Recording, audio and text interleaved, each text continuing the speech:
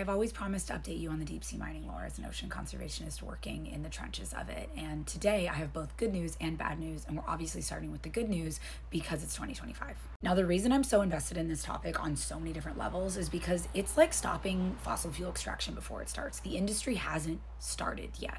That's why deep sea mining is the fight of our lifetime, and I have an entire playlist if you want to learn about the issue and become an advocate against it. The good news is that Antigua, Barbuda, and Romania have all joined internationally the country coalition that is calling for at least a 10-year moratorium on any deep sea mining, which is basically where countries are saying, like, we don't know enough, let's just pause for at least a decade. That brings us to 40 countries in the Moratorium Alliance. And the international fight against deep sea mining is going pretty well, like the International Seabed Authority's got new leadership. We've got this like growing swell of countries stepping up. We had many people call for moratoriums at deep sea mining, like many countries at the UN Ocean Conference this June.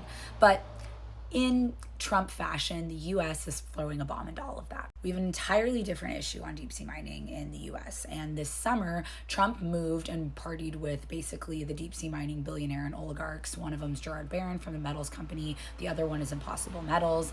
And they've been essentially in bed together trying to fast track deep sea mining in the US. The last update I gave you was they were trying to do it off the continental shelf of American Samoa, which is an ocean colonization and ocean justice issue. And we activated to submit public comment. Thank you to everyone who participated. Now stay with me, but the most recent update is that the Trump administration has been trying to basically streamline the ability for mining companies to mine the seafloor. So used to be that there were two different applications you had to submit for permits, where you have to submit a permit to explore the deep sea, and then later, based off what you found, you are eligible to support or to apply for a permit where you extract from the deep sea. There's like this archaic piece of legislation from the 80s that we call DERSHMA that allows them to do this, which is quite unfortunate. But essentially, the White House sent a proposed rule to NOAA this week asking for that process to be streamlined.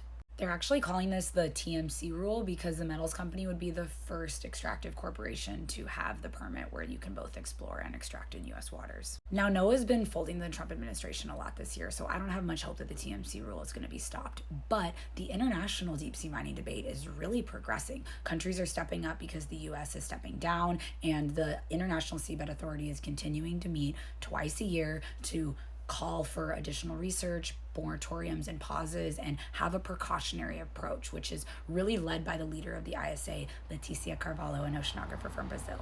There's no actions associated with this update, but it's good to be informed, and I will always promise to update you on the deep sea mining lore.